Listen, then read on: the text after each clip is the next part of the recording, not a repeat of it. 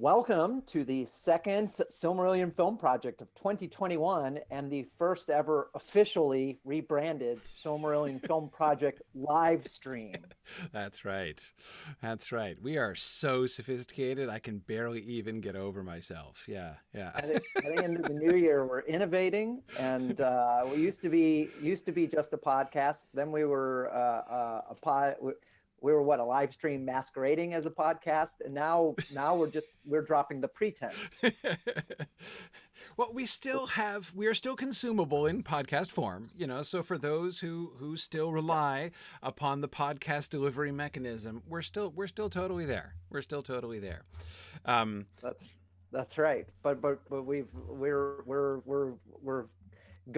fully embracing the brand new world of just turning the cameras on, it's dropping all the backstage stuff, just hitting record and just saying, we're on the internet, totally unedited. That's it. So when Nick and I start just going off on some kind of rant or something, that's the people get it. That's what the people want. That's why they're here, I think. That's right. Oh yeah. Yeah, for the wild hijinks guaranteed to happen here. So absolutely. Just in time for this, my wife and I bought, people probably aren't paying close enough attention to really notice, but my wife and I bought a new webcam.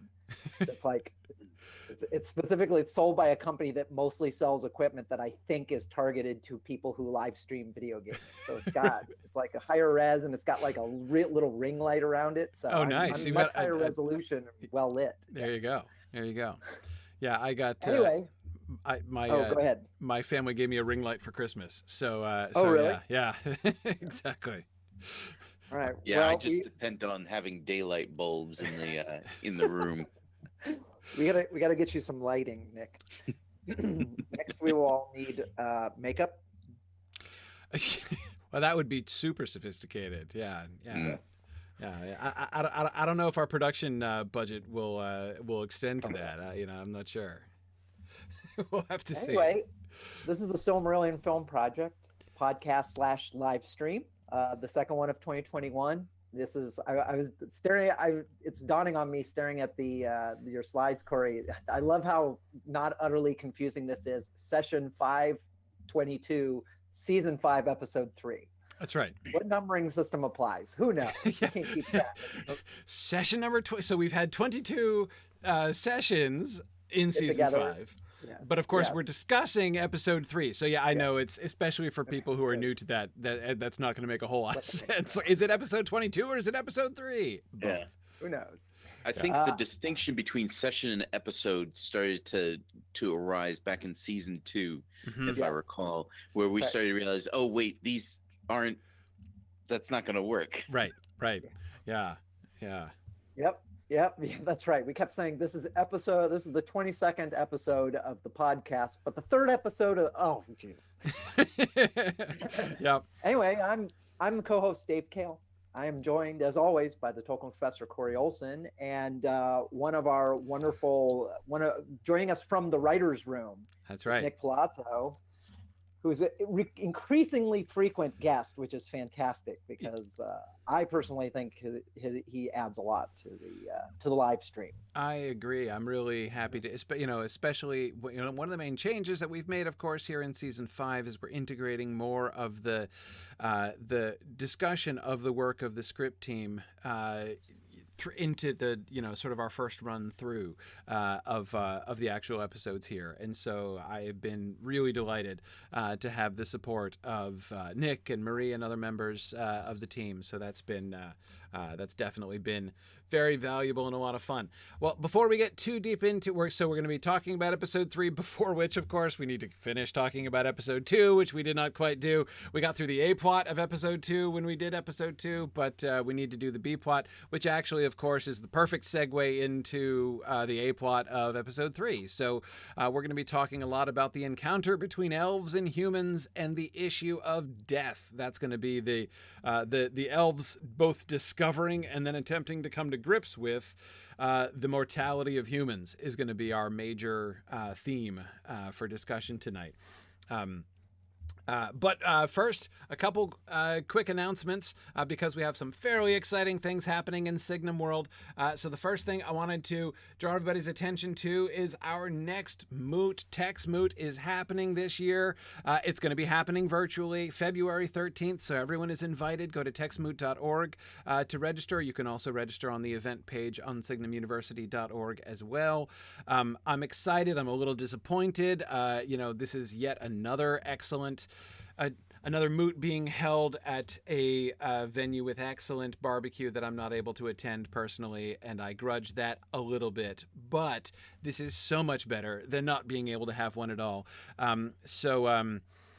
Between like Kansas City in October and Texas in February 13th, I've missed out on a very great deal of excellent barbecue, but we're really happy to have the moot available for folks. So the upside, certainly, of shifting to a virtual moot for Tex Moot this year is that we'll be able to include lots of folks from elsewhere around the world. So hoping you will take the opportunity.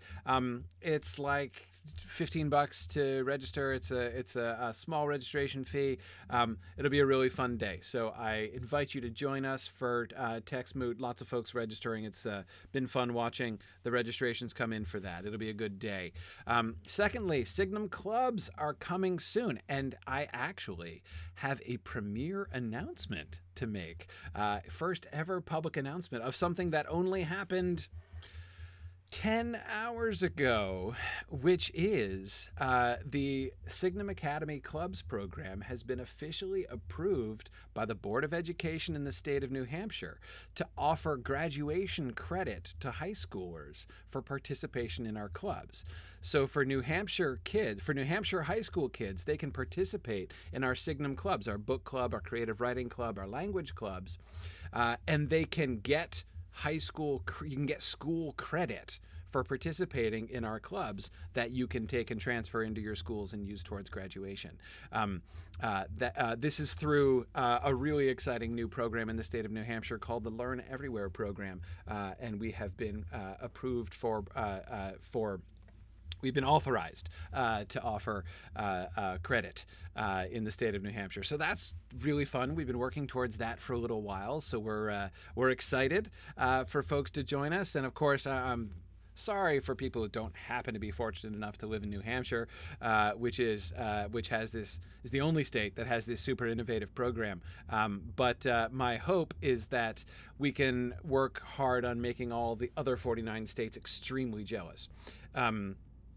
But yeah, I mean, our clubs, these clubs are extracurricular clubs. It's going to be, the focus is on fun. Come to have, participate in really fun book clubs, creative writing workshops, language, immersive language discussions, translation work. It's going to be real, learn to speak like a Viking, learn to translate, learn to read Anglo-Saxon. It's going to be a lot of fun. We may do Quenya courses down the road. It's going to be it's going to be fun. So so that's our premiere announcement. Never been announced publicly before just now. And then of course our film script discussion continues. You guys are all the way up to episode 7 already. You're starting to pull away from us now. Yep. Well, that only gives us a little bit of extra time to actually do any writing, or I know that Marie's been working hard on episode 4, so kind of laying the track down before the train. Yeah. Rhiannon's had a little bit of an internet hiccup. Right. Yeah, I heard about that. As soon as she's up and running, we should be seeing a little bit more from her as well. So. That's great. I look forward to that. Very good. So the discussion of episode 7 is going to be on Sunday evening, January 24th at 8:30 p.m. And again, you can find this. Forums.signumuniversity.org is our discussion forum where most of the community work for Film happens. So I encourage folks to get connected there. And even if you can't attend the live session, you can still contribute ideas and thoughts, give reactions, and just contribute concepts towards our script outlines, which of course Nick and Marie and the rest of our team will take into account as they're discussing and kind of working things through. So All right, that is what is going on. So, and I do remember, and you guys, I know Marie will help to remind me too. But at the end, I have to remember to announce this the special time for our next session, which is going to be a first for us. Okay, no, I won't just tease it. I will say it right. I'll tell you in advance. Our next live stream, we were trying to figure out what would be like. We've been trying to work hard to try to figure out the optimal time for live streaming, and I think we've hit it. So next time, instead of starting streaming at around 10:30 Eastern time PM, we're going to start streaming at 2 a.m. Eastern time next time. It's going to be awesome. We're going to be this. It's designed to be a Europe-friendly time. We're going to be hanging out with some of our European folks in their morning slot while we are in less of a morning time over here in America. So that will be fun. We'll see who's the really dedicated live film attendees next time. But anyway, we're also going to find out who are the really dedicated hosts. That's true. Yeah, no, I'm of course for me it's my normal work day, so I'm happy to stream at 2 o'clock in the morning. But live like this. It's much more civilized than getting up at 9 a.m. in the morning to meet with the Board of Education, for instance. But anyway, awesome. Okay, so back to episode 2. So Nick, help me remember episode 2. The A plot was the Arthel travel. Her leaving Gondolin, and then ultimately it started with her departure from Gondolin and ended with her meeting Eol, right? Right. So, yes, exactly. And our B plots revolved heavily around Nargothrond.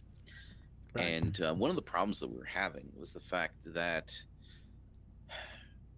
we had 2 plots where basically we just had to show what things were like. Right. We have to show Fingolfin feeling confident that the siege is working correctly. Yep. And we have to show how the Bayorian humans are living in Nargothrond. Yeah, it's the Nargothrond setting of the B plot is interesting, right? Because on the one hand, we are going to be sort of foregrounding the interaction, right, between the elves and the humans, but it's also one of our biggest backstage with the elves, that is like focusing on the elf discussions, and in particular setting up the dynamics for the siege for later on, right? Right. So that's really important. Yeah, so these were 2 very, very important things that we had to show, but again, and this was my big concerns for the first few episodes was, again, there wasn't a lot of story. There wasn't anywhere to go. Yeah. Right. And it's not even a lack of, like, it's when we say action, obviously we don't just mean like physical action. Yeah, just fight sequences or something. Right. It's not like that. Yeah. Although we did just finish off episode 6, which turned out to be very, very action heavy, which I'm excited about that as well. So yeah. But there wasn't a lot of dramatic action either. Right. There wasn't a place to go with the story. Right, and I remember your concerns about that in episode 1. But even in episode 1, the whole, like, we are on a journey together, and then the encounter with Finrod, and what shall we now do? And the, like, disclosures to the humans, and then their choices about what they do. In retrospect, that looks like a lot of dramatic action compared to what is going on here. Right. So basically, one of the ways that we found to deal with that was to have Fingolfin come to Nargothrond. Right. All right. And by combining those 2, we were able to find ways to deal with Finrod's attitude his relationship with Bayor and how it's changing as Bayor gets older. right? Because he is getting older. Um, and one thing that and actually thinking this through kind of helped me realize something in my own life, and that's that at some point in your life, you've been a parent for a little while, right? You stop being so invested in becoming the hero in your own story as you are helping your child be the hero in their story. Right. Right. You move into a supporting character role in your own life, which is a weird transition, right? Mm-hmm. Mm-hmm. The elves don't have that transition because they're always going to be there with their children, or they expect to be. Yeah. Yeah. Yeah. Yeah, no, I agree. It's a good example of one of the fundamental ways in which, I mean, this idea that there is so much of what one does, as you say, Nick, as a parent, but even just like in other ways in your adult life, like, as you begin to shift in more or less conscious ways towards, like, the legacy you will leave behind, and stuff like that. And that's just, that kind of a thought will be utterly alien to the elves. They just would never think that way at all. Right. Even in simple things which seem perfectly obvious to us, right? Things like designating an heir, right? And preparing an heir. For which, of course, is something that we've already begun thinking about in a film context. but yes. I mean, it is a really good illustration of the kind of thing that is just not on the Elvish radar screen. Right. Yeah, as Marie says, who lives, who dies, who tells your story is not really an Elvish question. Yes. It's just they don't ask those questions. Yeah. And so, so in the beginning, and another issue was to not lose sight of to not drop Fingolfin in too late into the episode, because then again, that's not a story, right? That's just a and we've done this a few times. There's been times where we'll drop a scene in either the middle of an episode or at the very end after the denouement to show what's happening somewhere. But if we don't give Fingolfin a voice now, he's not going to be an important part of the season. Right. And that's a very, very important in this season, to show him being a good king and also passing on. Well, we'll get to that. We'll get to that a little bit later. The passing on part. Yeah. Right. So we start off the episode, and this is related back to the Arrowville plotline, because again, you may remember we had to get Fingin out of the way so that he doesn't run into his sister when she shows up at Celebrum and Griffin's area. Yes. Right. So we show him writing a letter to Fingolfin about what he's been observing in East Balerion, because more men are coming. They're noticing more people arriving. These at this point are probably the early Haladin entering Balerion. And then later, of course, we're going to get the to be known as House of Hador. That's right. With whom he will have a lot more contact. So he writes a letter to Fingolfin detailing the situation, and we know that he's going to be leaving the area with Celegorm and Curfin. Right. Yeah, and you're absolutely right. It really is a challenge that I'm really glad, Nick, that you guys are being so mindful of, to make sure that we have a good and a prominent plot arc for Fingolfin. This is Fingolfin's last hurrah, right? And he is going to be the culmination of the season. We need to make sure that Fingolfin's duel with Morgoth is a fitting culmination of this whole season. And so you're absolutely right. We can't leave him behind, even though there seems to me a certain amount of tension between that narrative need, right? The need to kind of keep a focus on Fingolfin and to make sure he has a clear arc, and the need to be focusing on men and their, you know, evolving relationships and the Elvish and human interactions, because Fingolfin is quite incidental to that, Yes. really. I mean, he's Yeah. not centrally involved in that, which Right. is kind of the central story of season 5. So it would be really easy to allow him to become detached, and therefore his, you know, wonderful, dramatic, and tragic, you know, death scene to look like a strange add-on sort of appendix at the end of the season. Right. Right. And I mean, because obviously, as you pointed out way earlier in the season, Finrod is really the voice of what the elves think Right. about Right. the humans. And so one way that we did that was making Finrod's realizations come a little bit slower. Right. Right. Finrod, by his very nature, is he's doing what Galadriel does later, right? Right. He's trying to maintain an oasis of unchangingness in a way in Nargothrond. And so while he is embracing of people, he's not, you know, it takes a paradigm shift does not come easy to him. Right. And Right. the one thing I'd throw out there, I mean, you're right, obviously, about the sort of the parallel between Nargothrond as Enclave and Lothlorien as Enclave later on.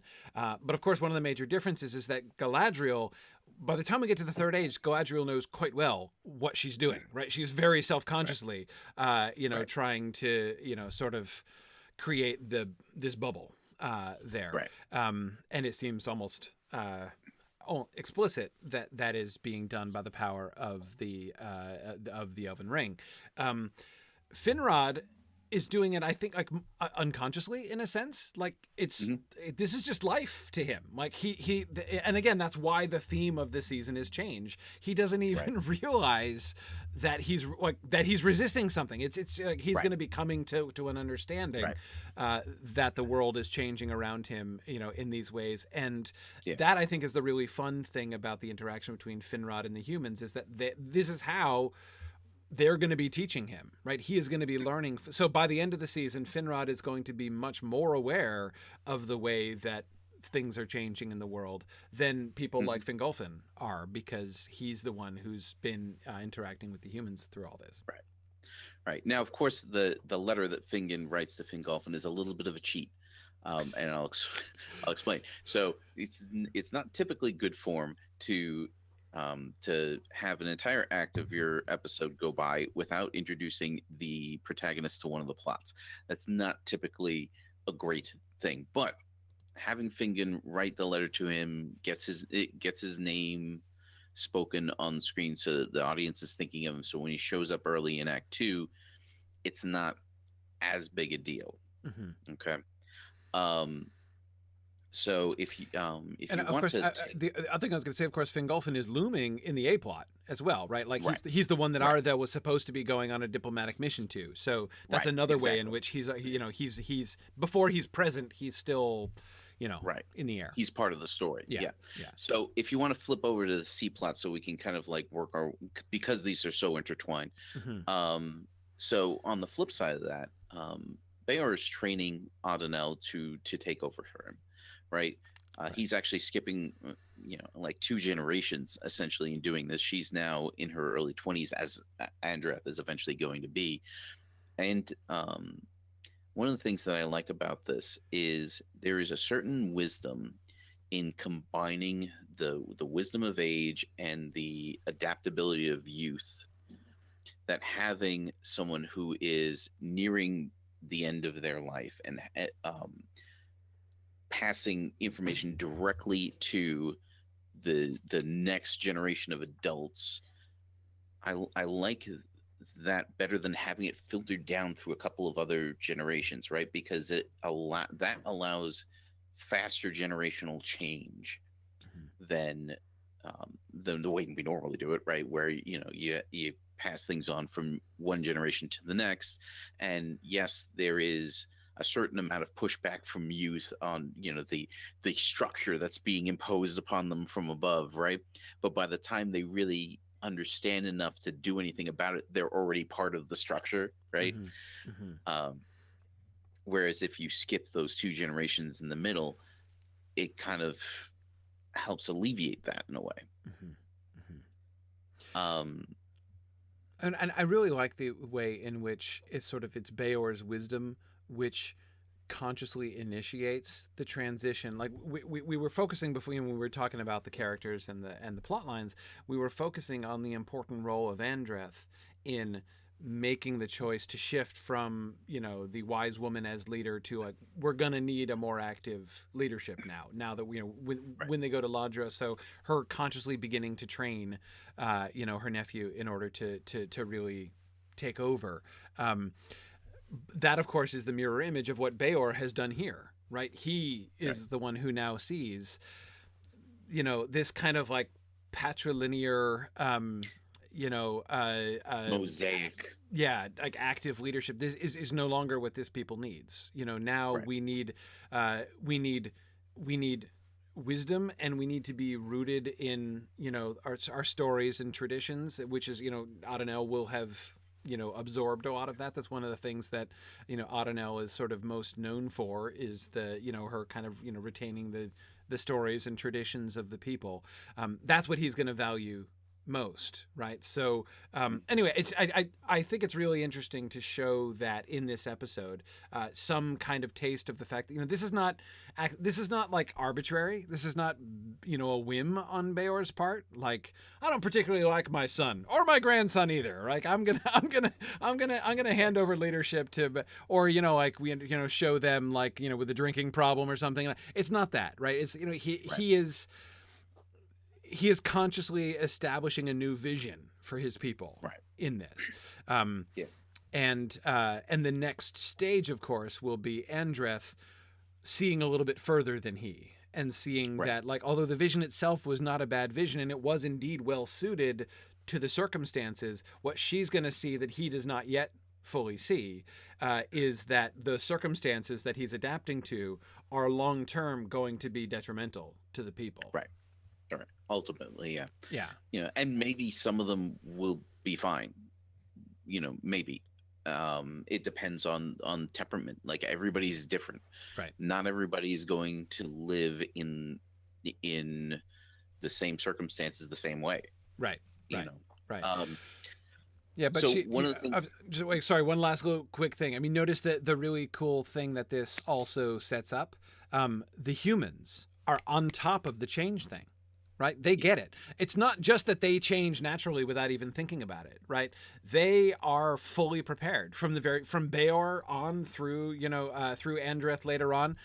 They're ready to both perceive the need for change and to institute sweeping changes, while, Finrod and the other elves are still not even really comprehending the fact that change like that not only needs to occur, but even is occurring. So just showing there is a sense in which they are wiser than the elves. Certainly when it comes to this stuff, they really do perceive more. And I think that that's really an important dynamic. Sorry, go ahead. No, I just wanted to, so early in the episode, we wanted to establish the fact that Bayor is getting older. Yes. So when Finrod invites Bayor to come to the sea, Hakon, when Finrod invites Bayor to come visit the sea with him, he says, nah, I'm good. Yeah. Because his traveling days are done. Right. And he knows it, but Finrod's not there yet. He doesn't really understand the fact that, Bayor is starting to slow down. And also Bayor has stuff to do here in Nargothrond. Right. He's not, he doesn't have his house quite in order, the order that he wants it to be yet. Right. Yeah. And he's what, 80 in this episode? In episode 2? You're asking the wrong person. In this episode, he is. I try to years after that, so yes, stay connected with the chronology, 80. But I I don't always keep it straight. Okay. Yeah. So he's getting up there. Right. So what is, like, a little tour of, his relatives is inviting the 80-year-old to undertake a cross-continental trek, and Right. that's, by the way, I do really love the way in which you guys have kept, like a nod towards that other potential plot line in the final plot, the prospect. I actually kind of like even better the fact that Bayor might have been the first human to see the sea, but didn't. Yeah. Right. That's kind of that's better, I think, even than just avoiding it entirely. Right. Well, and it also shows that his focus is different now, because Finrod's essentially offering him the closest that he could get to what he was looking for initially. Mm-hmm. But that's not Bayor's priority anymore. Right. He's changed what his aim is, and Finrod doesn't quite grasp that yet. Right. Right. So as the episode progresses, Finrod comes back. Everybody knows that Fingolfin is going to be arriving soon, so they're preparing for his arrival. The humans that are present, they're preparing, because this is going to be the first time the High King has ever seen humans. Right. Right. So they're preparing to make a good impression, obviously. And I can only imagine the epic stature that Fingolfin would have in the minds of, for these humans, when they get to Nargothrond, everyone in Nargothrond would seem like a king, right? Just mm-hmm. the splendor, the wealth, the splendor, wealth beyond the imagining. Yeah. And then to hear all of those people, right, who seem so high and splendid and lofty, talk about the visit of their High King, that's got to be intimidating. One thing that I hope I can remember by the time we get to the last couple of episodes, though, is that I want to have Bayor here refer to Finrod as the king. Mm-hmm. Because you remember you were talking about him having this Estelle that Finrod will arrive, yes, and having him reassuring his men that no, the king will come. Right. And he doesn't mean Fingolfin, he means Finrod. Right. Right. So that's just something I've been trying to keep in the back of my brain while we've been doing this.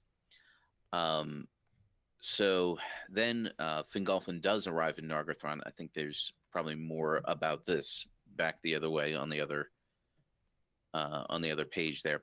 But he does arrive in Nargothrond, and Finrod is kind of showing off the men. He is talking about how quickly they've adapted and how they've developed the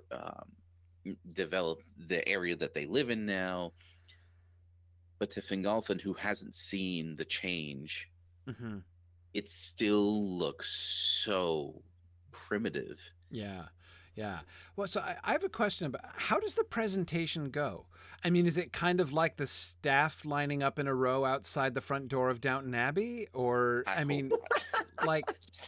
is specifically an image that I wanted to avoid. I know, but I think... Is it like Fingolfin and Fingen go to the zoo? What's it like? You know what? It Avoid is that going, too. It is going to be a little of that, though, no matter what. Right. Because right. So I would imagine that Finrod kind of takes Fingolfin through their settlement in Nargothrond and whatnot, and is showing him some of the crafts. One thing that we had talked about is that somebody gives Fingolfin a little doll, right? A little human-made doll, which to him, this is supposed to look like a person. That's not right. That's not what that is. You call this representational art? Right. Yeah. And so, because how could it appear to be anything but?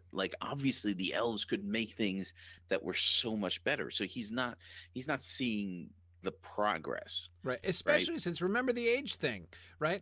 Right.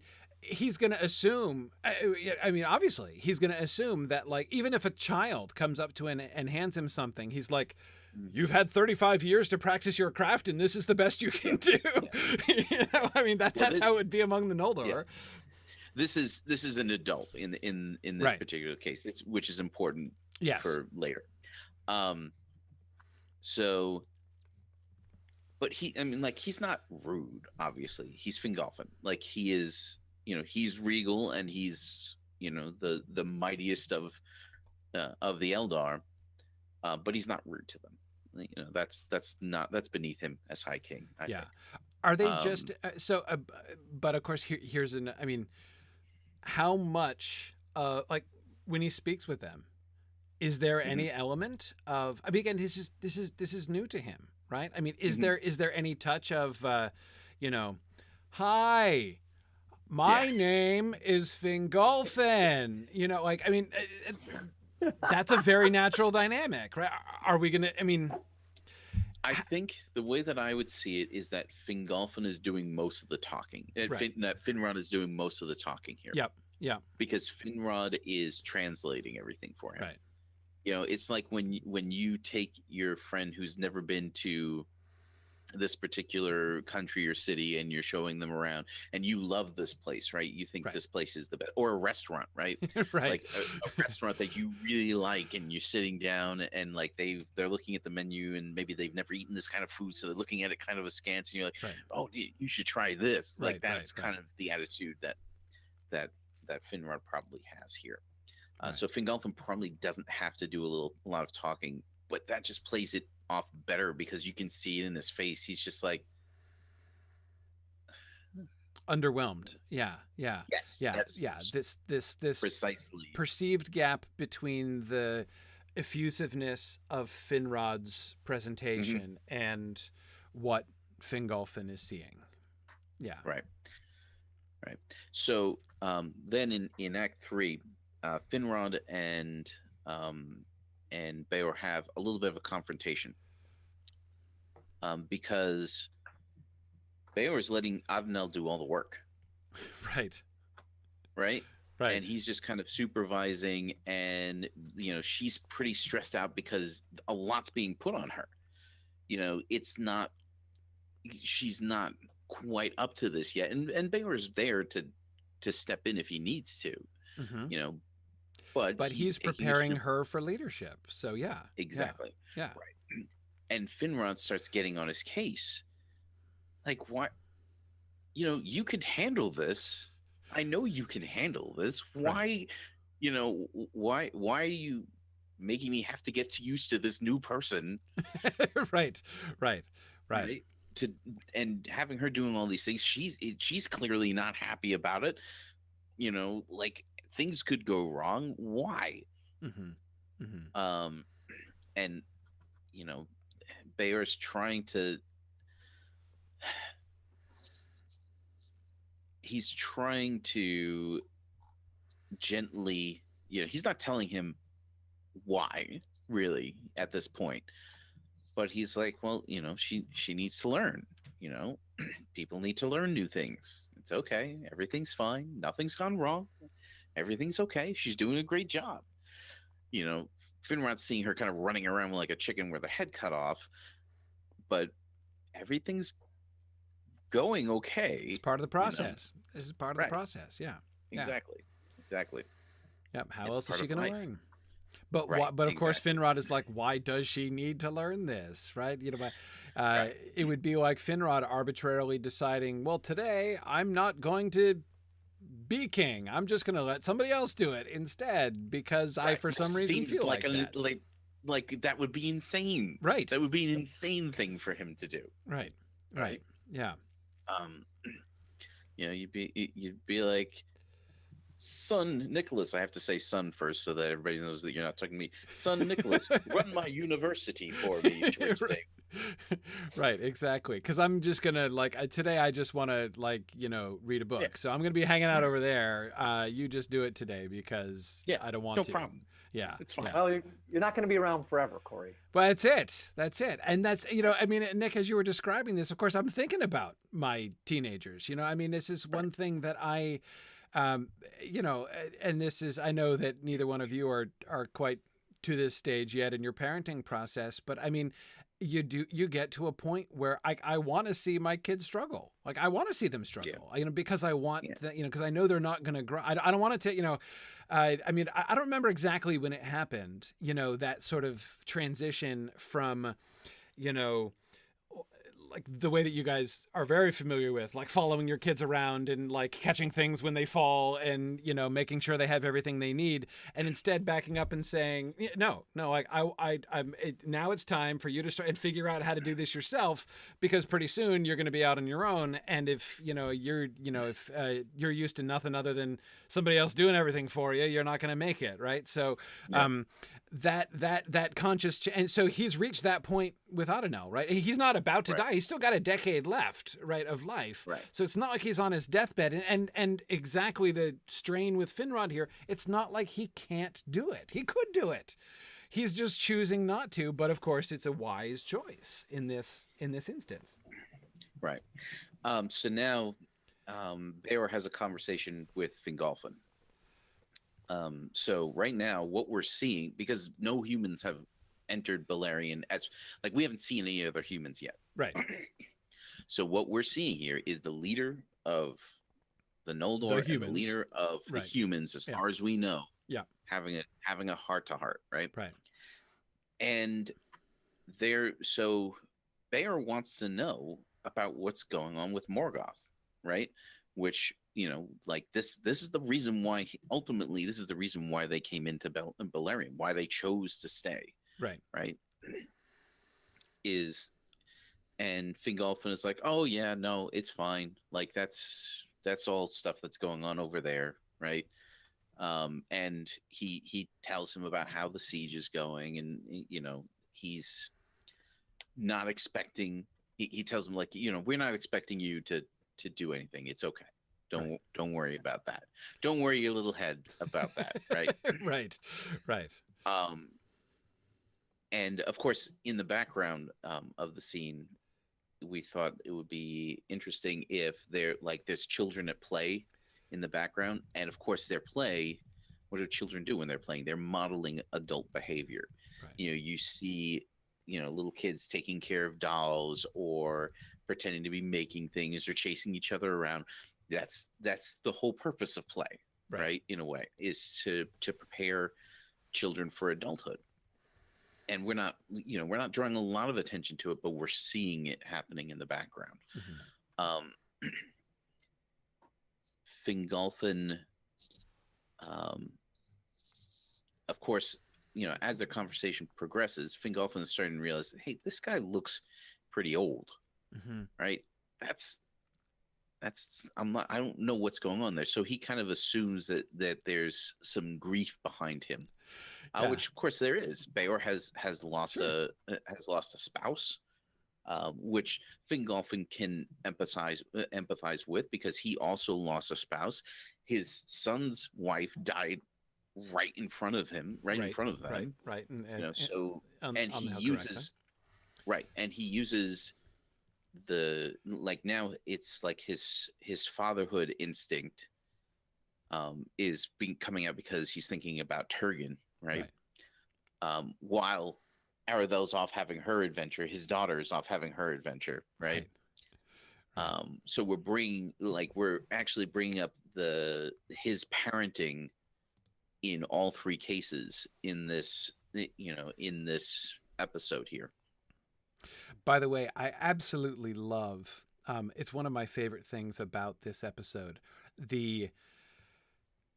both, because it happens with both Finrod and Fingolfin. They perceive, you know, Bayor's aging, and they interpret it from within an Elvish context, right? Because they have no other framework, right? So I mean, because yes, the only way that an elf would, you know, sort of wither and weaken and pass away, it would be out of grief, right? Mm. So that's Yeah. an absolutely logical conclusion. As he's going to see him, and in some way, Fingolfin, having just met him, is going to perhaps see him more objectively. Fingon's overlooking some things, right? Right. Because he's been living with him every day, and also maybe because there's already a little bit of denial going on in Finrod's mind, right? As he sees his friend change, and Finrod will have known him for long enough to know that Bayor is not dwindling because of grief, right? So he would never even think that. But Fingolfin coming in and seeing this white-haired 80-year-old guy, would be like,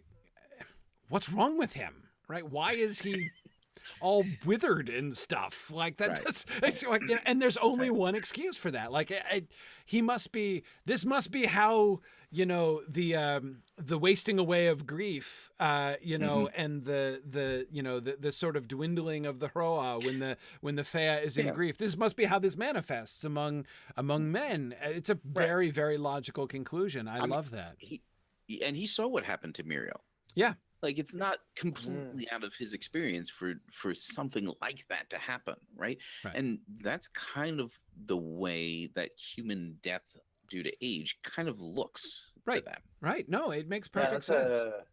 That's a good call. I would find myself thinking, like, would he even really recognize? I mean, sure, I guess he would be able to tell, like, this guy something looks different. Right.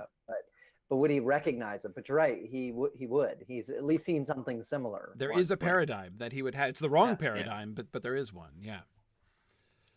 So Fingolfin then later on witnesses the final confrontation, the climactic confrontation between Finrod and Bayor over the fact that Bayor is just sitting there, forcing Adonel to go through this crucible, right? Right.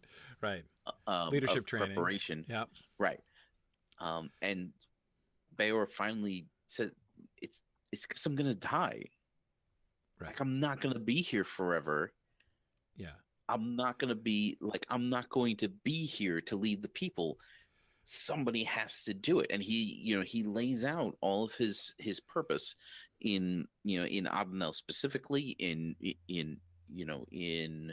where she's at in her age. And yes, she's inexperienced, but but I've been working for all this time, and her very inexperience in a lot of ways is an asset because she's able to look on our situation with fresh eyes. Right.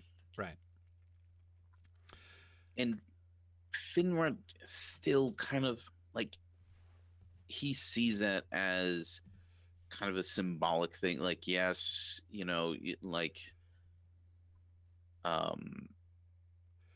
this was like, everybody could die. I have the yes.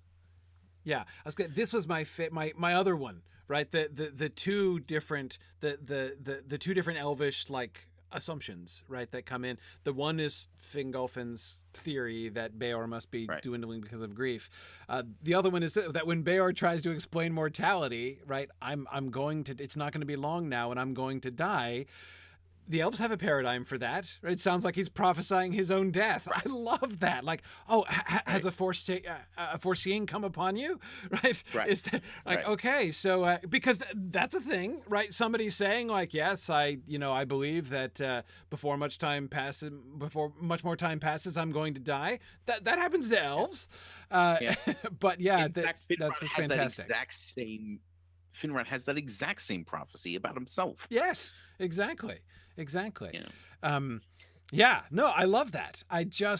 Even as that's the other thing that I love about it is the way that it works. And people who don't know the Silmarillion would never, wouldn't see this necessarily. But of course, it's foreshadowing, because yes, Finrod is going to prophesy his own death in a very similar way. But so yeah, that. They have a paradigm for that. They have a paradigm for the prophesying of one's own death, not simply, but of course that's not what Bayor is talking about. And so having that as a way for Finrod to still, because, we don't want Finrod to look thick. But I think it does a really good job of sort of showing how he cannot parse this situation. Yeah. It's very strange to him. Now, Fingolfin is, I feel, a lot closer to mortality than Finrod. in that I feel like he has personally seen more death. He was present at the kinslaying. Finrod was not. Like Fingolfin has been up there right by Thangorodrim this whole time. Finrod has not. Mm-hmm. Mm-hmm. Um, so Fingolfin's a generally more practical person on top of all that, Mm-hmm. and so he gains understanding from this, not only of Bayor's situation, but of his own. And this actually is going to inform a lot of his actions moving forward through the rest of the season, because he has a son. He has one remaining child that he has access to, and that's Right. Fingin. Right. He And does have his spare, who is safely squirreled away, like you would do with a good spare, right? Yeah. But yeah. right.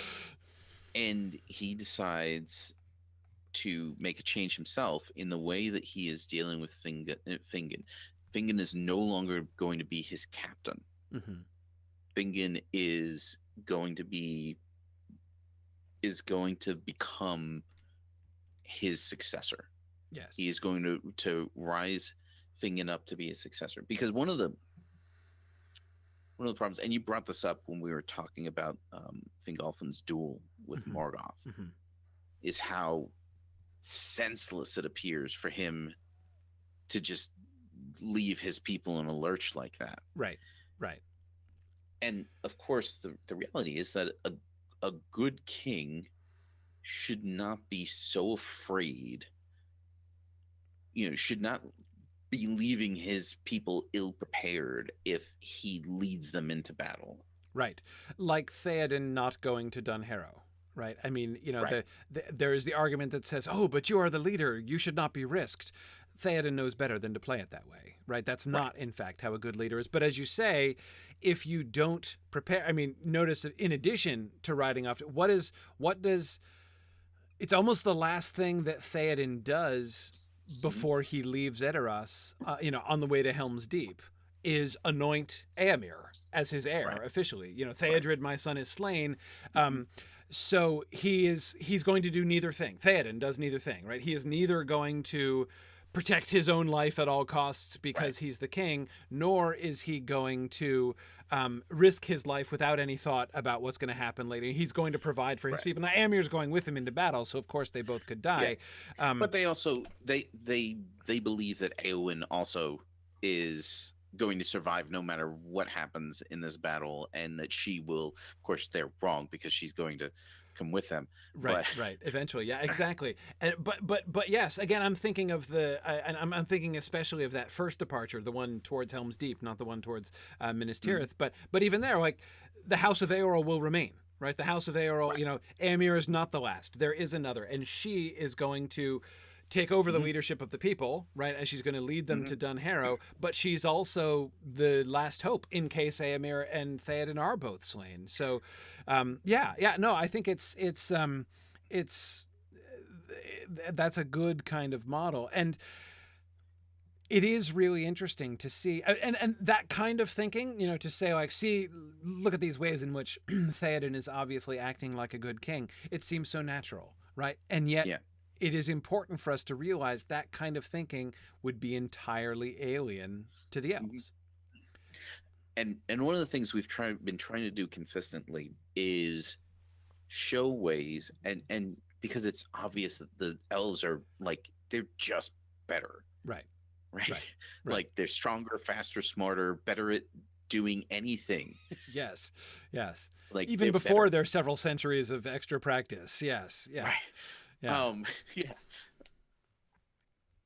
But there's still things that because they're coming at things from a different angle, there's still ways in which the humans keep surprising them. And things which they wind up learning from these humans, even as they are, uplifting, for better or for worse, uplifting these human cultures themselves. We were just talking about something similar to this in our episode 6 session, which will be fantastic to talk about when we get there. Yeah. And the reason that we brought up the detail of the doll was because Fingolfin writes a letter to Fingin, bookending the episode, and Mhm. encouraging him and starting this process, right, of elevating Fingin. And as he rides out, he has that, the doll in his hand, and there's a little human girl, on the side, as he's leaving, because everybody's, hey, bye, and he leans down in the saddle and hands the doll off to the next generation, to a little girl Mhm. there, Mhm. not only telling that, but showing that he gets it, Right. that he now understands. And because what do kids do with dolls? They're learning to be parents, and that Right. is that exact same. He's participating in the human ritual of passing on knowledge and skills that are required Mhm. to the next generation. Mhm.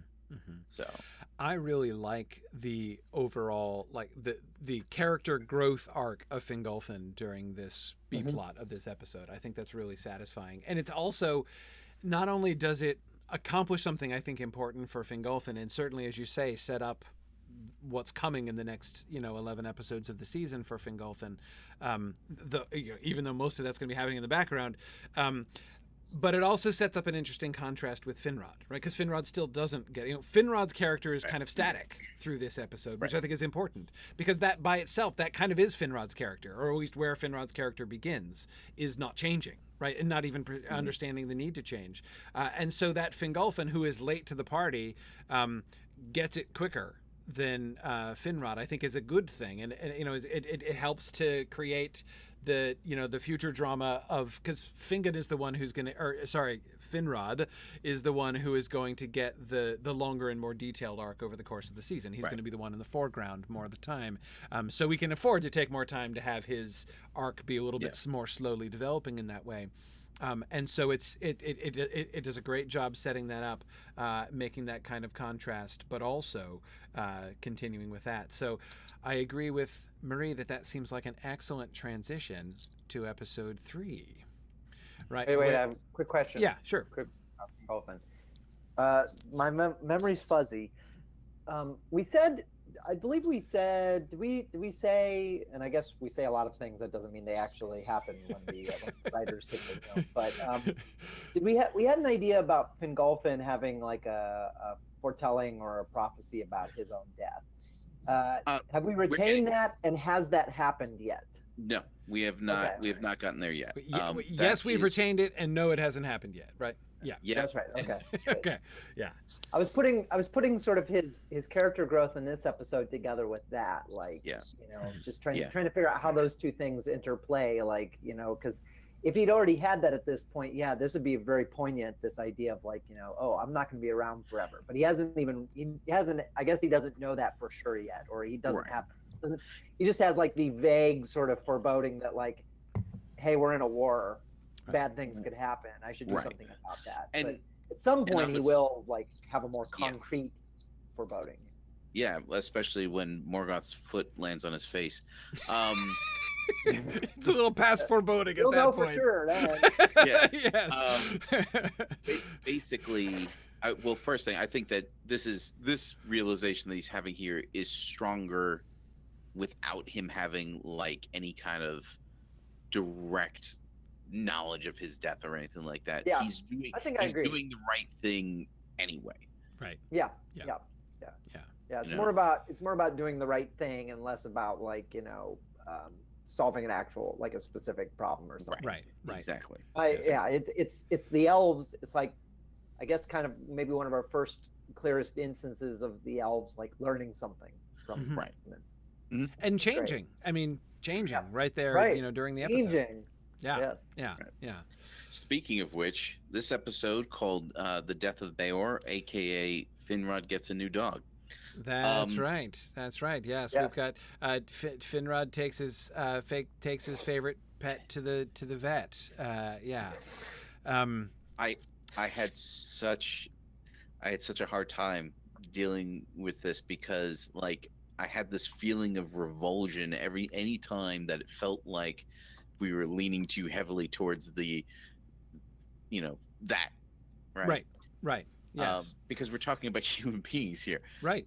Um, and of course, the relationship between Finrod and Bayor is not a master pet relationship. Right. Right. I love the overall episode title, by the way. The Gift of Men, I think, is a fantastic Yes. title for the Bayor Dies episode. Yeah. Right. Yeah. But but it's not entirely unlike that situation. And I'm reminded of there was a meme going around for a while that was like, people on like Reddit or something talking about how, humans are like elves to dogs because we outlive them by so long. And we could actually watch generations of this dog family go by over the course of our lifetime. No, I mean, there are legitimate parallels without, not intending any insult. But of course, one of the reasons that we have to make that parallel is that there's, in our lives, we don't know of any other species that are also rational species. We don't have the two-body system with the elves and men. I mean, it's part of the whole creative experiment of Tolkien there. So it's the closest thing that we have. When you have a, beloved pet whom you know well and love well, and that's it's the closest thing that, because it's both saying, Finrod and Bayor is like the master and his dog, is not, of course, exactly right. It's not exactly like that, but nor is it exactly like a guy and his friend. I mean, it is like that, but it's different. It's not. That fails. Just imagining two human friends hanging out with each other absolutely loses. I actually think that's more misleading than the human dog parallel. Yeah, because while they're both now, it's not the same. Right. Exactly. Footnote, just to explain, Nick is using a term which I love as well. It's an enormously useful term. It's a C.S. Lewis term. Especially in this case. Yeah, it really is. So it's from Out of the Silent Planet, from the Space Trilogy in general.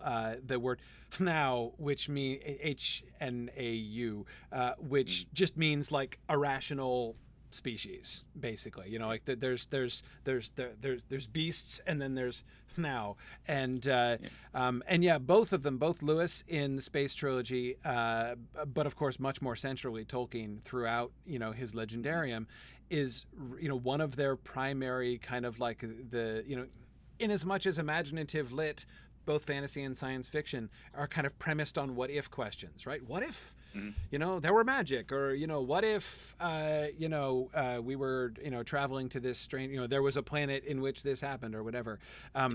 The most fundamental what if question of Tolkien's Legendarium is, what if there were two rational species who differed in this way? We get the elves and you've got the humans, and we're trying to, and again, this is more than ever before, that's one of the primary things that we're really focused on in season 5, really trying to develop that concept. So Bayor is getting to the end here, right? Yeah.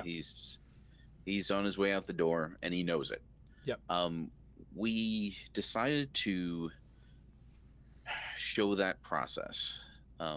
And it's, a lot of us have watched this take place, and I remember this episode being hard to discuss because of this, because we were deliberately showing the process of that you go from being aged to being no longer with us. Yes. When the first scene in the episode, Bayor suffers an injury, right? And so Finrod brings in his healer, because the human healers are doing the best they can under the circumstances. It's not, and we've talked about this before, the elven healers don't have ways to deal with illness, right? They just don't. That's not something they've learned how to deal with. Yes. So the healer has to take Finrod aside and be like, look, I've done what I can but his bones are shot. Mm-hmm. Like they're breaking to like his bones shouldn't have broken that way. He Right. should be getting better he should be bouncing back from this better. I don't really understand what's happening here. Right. Um, Right. Yeah, and that it seems to suggest another. It's almost not exactly the same, but almost that's kind of parallel to the trying to interpret it within an Elvish paradigm thing, right? Mm. Grief was one that we talked about, right? It would be very natural for the healer to tell Finrod he must have some kind of disease that we haven't seen yet, right? Like Right. I mean, there's his body is not responding, right? As you say, like the bone should be mending. It's just not, at least not nearly Right. as fast as it seems like it should. Right. Everything that I know about, the Hroa and the mending of the Hroa, right, is not working here. Right. Therefore, but of course, the Elvish healer, a Nargothrond healer would have now, a couple decades of experience of seeing human illness, right? Which Right. they're still trying to understand, and they don't deal with it because, of course, they don't come straight to the Elvish healers, presumably, right? Whenever they're sick, Right. Right. Yeah. But he knows at least the concept, like, okay, these Right. folks are subject to these strange weaknesses and deteriorations of their body that we aren't. So clearly his theory would be he must have something that we don't understand, something that we don't get. And I can imagine elven healers almost making it worse sometimes because they would have to use their knowledge of the body. Like think about the way that that people thought about the human body during the Renaissance. Mhm. When they had taken the human body apart, they knew what all the parts were and where everything was and kind of what it was doing. But they would talk to you, oh, well, you have too much black bile or too much yellow bile, and it's you have to have it all in balance. Like the elves would start saying things like that that to a modern person make no sense whatsoever. But they just have to come up with. Right. They would be theorizing and on very little data. I mean, I don't think I can't imagine an Elvish healer performing, autopsies and dissections, especially since we don't have any cadavers yet. Right. This is our first. Had a couple of deaths due to illnesses like regular illnesses, right? Like cancer or something like that. Maybe. Yeah, there would have been some deaths. You're right. Some cadavers would have been available. But they're certainly not going to study the dead human body. I mean, that's not what elves would do. It's not truth. Yeah, no. So, so they would be speculating and speculating fairly wildly about like what is the mechanism of disease? What context would they even have for that?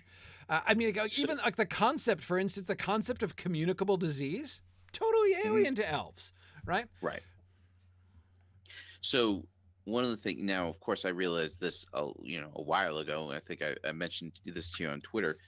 Who among the elves does have an understanding of this is veterinarians, right? Like elves who work on healing their horses, their dogs, like they deal with aging. They deal with illnesses because none of those animals are elves. And while in Valinor, they may have not had this problem, but they've been in Middle Earth now for a good amount of time. So they would have had people who are now trained in this sort of speciality. So Finrod consults with the guy who takes care of his horses. Right. Like, hey, can I pick your brain on this for just a second? Right. I could imagine that emerging in a fairly organic way, right? Like him just hanging out with, and hearing a vet make a comment about treating a horse and or maybe there's like an aging horse there, right? And Finrod is like, hey, and consults with him about that. Yeah, I mean, no, it makes it's hard because like here again we're coming right exactly to the edge of the whole like I need to take care of my pet dog thing, but I mean, you're absolutely right. And by the way, it occurs to me, it never occurred to me before you were just saying this. When we're talking about change and how things are changing in the years of the sun, this would be one of the places where the elves would be most aware of it, right? Because yes, like horses would live much longer in Valinor because time flows differently in Valinor. Right. You know, and Tolkien talked about that in some Yeah. kind of abstract ways. So the acceleration of life cycles would be, I mean, I would think they would encounter it most, they would see it in plants. I mean, the trees would be growing and aging faster than they were used to, right? But even that's relatively slow compared to, I mean, you know, of course, flowers blooming and dying, that happens really fast anyway. Even in Valinor, to an elf, that would seem fast. But even though it's very, you know, it's much less fast. But yeah, like their favorite horses, right? They would have good relationships with their horses, the, you know, and dogs, and even non-Huan dogs they would have good relationships with. And they would have to notice that the life cycles are changing, you know, yeah. And one thing that's coming out through this plot line is, again, Finrod's resistance to change. He doesn't want this to change. He is desperately trying to save his friend's life from this enemy that he doesn't understand. You know, so when we get to there's a scene like towards the end of Act 2 here where, you know, Bayor's pretty much on his deathbed, right? You know, he's in hospice, we would say at this point. And the humans get it. Right. The humans and get Adenel's there, and she's you know, doing her best to take care of him. She tells Finrod that they're keeping him comfortable. Right. And of course, we all know what that means. Right. Exactly. You know, exactly. But I Finrod, just did this with my own grandmother, you know, 2 months ago. Yeah, exactly. Yeah, you know, Finrod is, you know, like, oh, but we could try this, or we could try that, and that's not gonna, like, there's nothing more. And she possibly is a little stressed out by the whole situation itself, right? You know, and might even be a little bit more aggressive to him than she would normally be, and say, look, there's nothing more we can do for him. Right. Yeah, I mean, it's not like she would be offended by his attempts, but he is. He's screwing up the vibe, you know. I mean, like the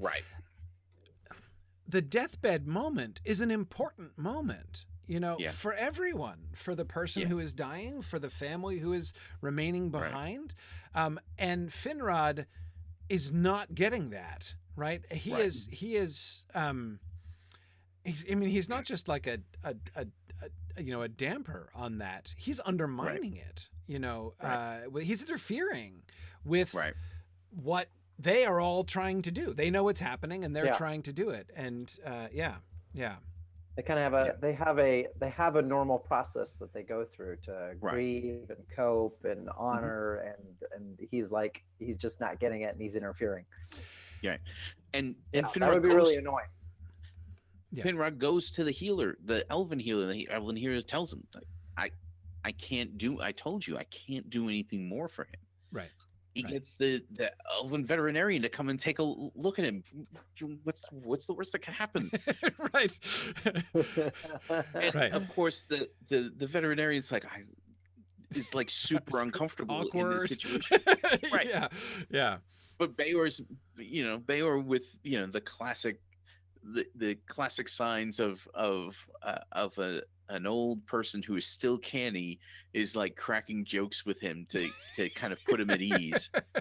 Right. Yeah, he wants to. It's fine.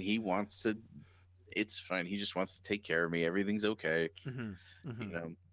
You know what this makes me think of, and I hadn't thought of this at all either. I mean, really trying to imagine what this you know, deathbed experience would be like for Finrod, and the way that his experience would be, you know, clashing with the whole experience of the humans there.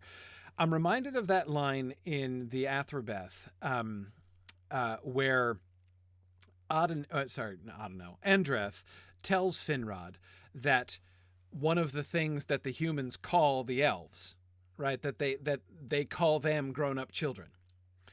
And that's going to be really palpable here, right? Yeah. Finrod, the great king, is in denial. Is going to be basically, he's like the grown-up, but he's acting like a 3-year-old. You know, at the deathbed, like all the grown-ups know what's going on, and they're being grown up and mature about what's happening. And Finrod is acting exactly like a 3-year-old who just doesn't get it, right? Who doesn't understand, you know, that Grandpa's going away and is, you know, not going to be here at Christmas time. Like it, and that's where Finrod is in one sense. That's where Finrod is, or at least that's what it's going to kind of look. That's what it's going to kind of look like, and that's really, He's even kind of missing out.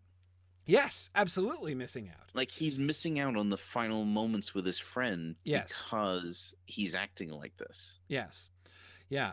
Yes, I would hope that we would get to a moment, you know, the Bayor's farewell there, right? Where Bayor, I would think that a logical and really satisfying culmination of this would be the moment when Bayor like gets through to him, you know, in some sense. And I'm not saying he's still going to have, Finrod is still going to have a lot of processing to do, right? You know, it's going to be a while before he's really able to come to grips with this, because this is before he's ready to get a new dog. Yeah.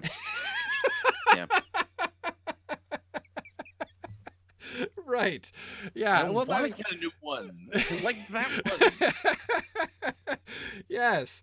But no, I mean, it's also, it's a complete paradigm shift, right? I mean, this is Finrod at the age of however exactly old he is, you know, at the age of centuries and centuries old, is having to realize like the world works in a different way than I thought it did. Right. I mean, like it's again, grappling with the kind of thing that human children grapple with, you know, when Grandpa gets sick, but he's doing it at the age of like 900, right?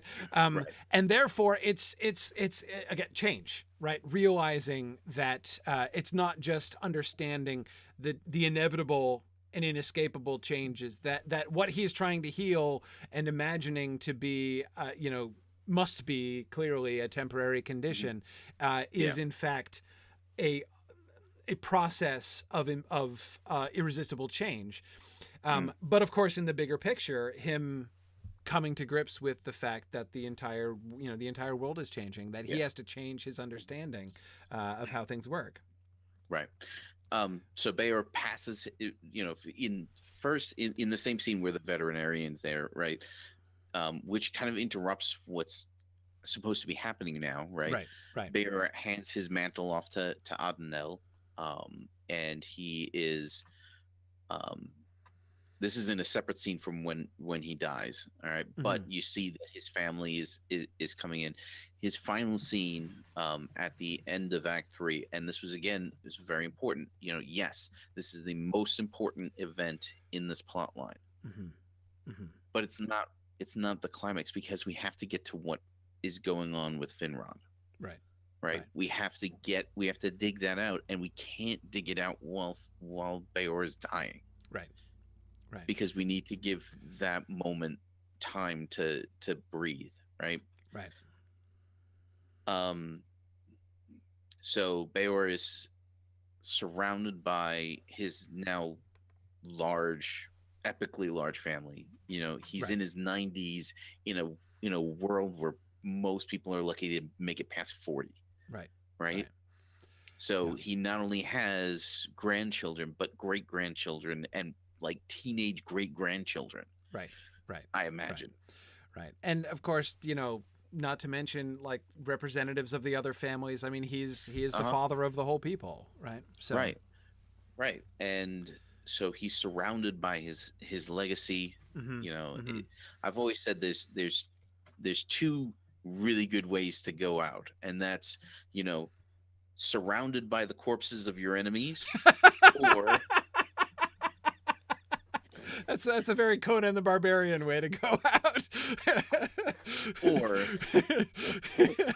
you know, at 90 years old, surrounded by your grandchildren and great grandchildren, and everybody that you've known, you know, ready to see you out.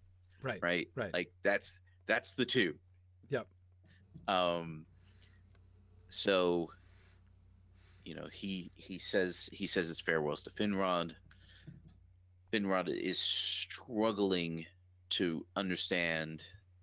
He tells Bayor, well, maybe I will meet you again in the halls of Mandos in the west, Right. which was hearkening back to their mission, right? Right. Right. Back in the beginning. Right. And Bayor says, I would love to, Right. but I don't know. Right. I don't know the way. Rain check on that. After the end of Right. Arda, maybe. Well, he doesn't. Well, he doesn't know any of that either. They have of course no not. idea. Could be Of course going not. there. Yeah. Yeah. But the fact that he has the wisdom to say, "I don't know the way there," Right. to remind him again of the fact that they literally have no idea what's going to happen to them. Yes. Yes. And he as he passes, and I don't know if you guys have heard yet the piece of music that has been composed. I haven't heard it yet. I've heard about it, but I haven't heard it yet. Yeah. And it follows very closely some of the stuff that we were talking through, where you hear the beats of the heartbeat until it finally stops and falls into silence. Mm-hmm. And to just sit there in that silence for a few moments, and anybody who's gone through this knows that silence, right? Mm-hmm. Where nobody says anything for a while, and Bayor passes away. Mm-hmm. Mm-hmm. How are we? What's Finrod doing? Like, facially, what's Finrod doing in this moment? I'm gonna go on a limb in saying not making that face that Orlando Bloom makes after Gandalf falls down into the abyss. No. Yeah. Because that's unworthy of him, right? Yes. Yes. It was unworthy of Legolas, but for completely different reasons. Yeah, exactly. Yes. But and yes, there should be a certain amount of kind of befuddlement, but he also is surrounded by all these people who look up to him. Like he can't look too stupid, right? Right. Like even just like normal, the normal way that our minds work to protect our personas would not allow that. Right. Right. And he is, I mean, we do have to balance the fact that, I mean, there's a risk of Finrod looking quite foolish during this episode, right? Like he's the completely clueless one. He's the one who looks like a toddler, as we said, Right. So if we're not careful, that could really undermine Finrod in the eyes of the viewers as well as the eyes of the House of Bayor here, right? So yes, he's not going to. He is not without wisdom, nor is he losing all dignity here. He's just grappling with something that is deeply and fundamentally strange to him. There should be an element of wonder, though, as he looks around. Yes. Because these people are able to accept this as Bayor is able to accept it. Yes. He would have Bayor's farewell to him, that moment when Bayor gets through to him and he understands. He still doesn't understand the process. Like, he still does not really get what's going on. But the thing that he does get is Bayor's choice. Right? He understands that Bayor is giving back the gift willingly, Aragorn and Númenorian fashion, right? And he doesn't understand it. He can't fully parse it, but he perceives the choice that Bayor is making, and he respects and honors the choice that his friend is making. Exactly. So he's going to lay off the, panic healing attempts, obviously. Yeah, the theatrics. Yes. Exactly. But at the same time, I agree. The next logical transition after Bayor, he gets that, and Bayor gets through to him in that way, is going to be his observation of the people, right? His observation of the people around them, and therefore they are going to go up in his esteem, right? He's gonna have a lot of respect for the way that they're handling this, because in some way, you could see this almost as like a kind of crisis in his mind, right? Yeah. Because remember that Finrod is like the philosopher of the elves, right? So his mind is going to like okay, so this whole aging and mortality thing, this is inescapable. This is all humans do this. He's looking around at them like they accept this as a part of life, as a part of their world. So a part of Finrod's brain is going to be is going to be doing the math there, right? And sort of realizing the kind of psychological and philosophical implications of mortality as a whole. Like he will have finally accepted, and now he will be the first one really to understand humans are mortal. And now I've got to completely recalibrate my thinking about what that means, what human life is. And as like in the back of his mind this is happening, he's looking around and seeing the courage, the grief, but the courage with which they confront this, even the wisdom, the tenderness, there's going to be a lot for him to admire, while I would think he's going to be really reeling internally, kind of intellectually, to sort of grapple with this concept that he was still never really getting. Yeah, and the courage thing is an important part, because when we're in that room, right, we're literally staring death in the face. Mm-hmm. And some people actually can't do that. Right. Some people can't be in that room. Yep. Because they can't, I mean, yes, there's some people who can't do it out of grief, and that's another situation. But there are people who can't do it because they can't face mortality in that way. Mm-hmm. Mm-hmm. It's a difficult thing for us to wrestle with, because as we've been discussing in other episodes, we're not as honest with ourselves about our own mortality as we were in the past. Mm-hmm. Mm-hmm. We kind of live like we're going to live forever. Yes. Whereas, and I don't know if you saw the video that was recently put out. Tom Shippey was doing most of the narration for it. There was a narrator, but he was the one doing most of the talking. No, I didn't see it. Where he was, you should check it out. It's I think based on his book, and Laughing I Shall Die. The Viking book, yeah. Right. And he's talking about the way that the Vikings talked about and dealt with death in the sagas, and how they make a lot of jokes about it, right? And in a way that I think that's because they were more honest about death with themselves than we tend to be, because we're so removed from it. Not only in, we don't have, we send the sick people away, right? The dead people are kept in refrigerators somewhere else. Even it's true. When we eat, we go to the store to buy already dead food.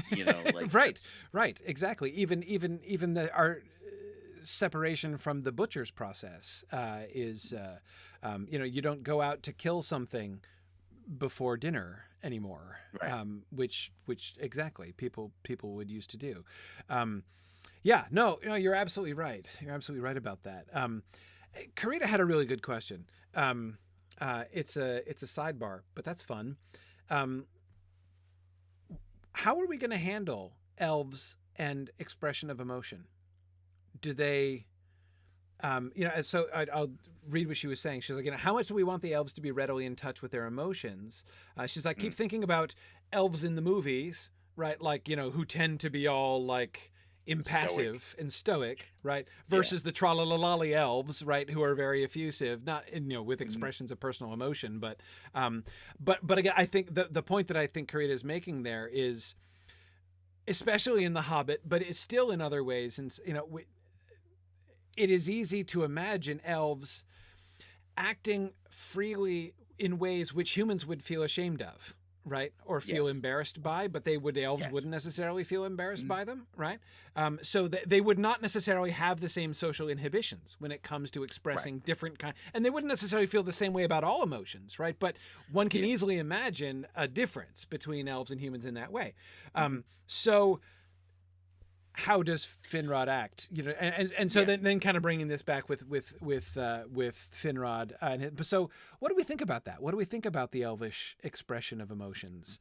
Well, one thing that is brought to my mind is of the Fellowship, Hmm. when encountering the Balrog, the only one who really shows a major reaction is Legolas. Yes. Yes. Legolas, doesn't he like drop his bow Yes. or something? Like, you know, Yeah. like he is completely terrified and Yes. isn't afraid to show that he's terrified. Now, of course, you know, like potentially he knows more than most of them, Hmm. but I don't think he knows more, like that much more than Aragorn, what a Balrog is. Yeah. It's not like Legolas has any experience with that. Right. Presumably. Yeah. So that's a major difference. You know, Aragorn does not have that same reaction. Right. Boromir While does not he have that sh- same reaction. Now, Right. Boromir I mean, doesn't Boromir, you knows could less, chalk but it up to yeah, to not- ignorance. yeah. Right. Yeah, to less awareness of Yeah. what they're looking at there. Yeah. But Aragorn surely knows. You know, so having that be a way, and of course this question may be a reaction to me talking about, you know, Finrod not acting like a like a like a maniac in the Right. in the In the deathbed room. I'm not saying that she's saying that he should, but Right. I can see the way I was describing that, evoking that question.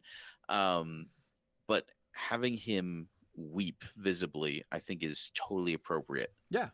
Yeah.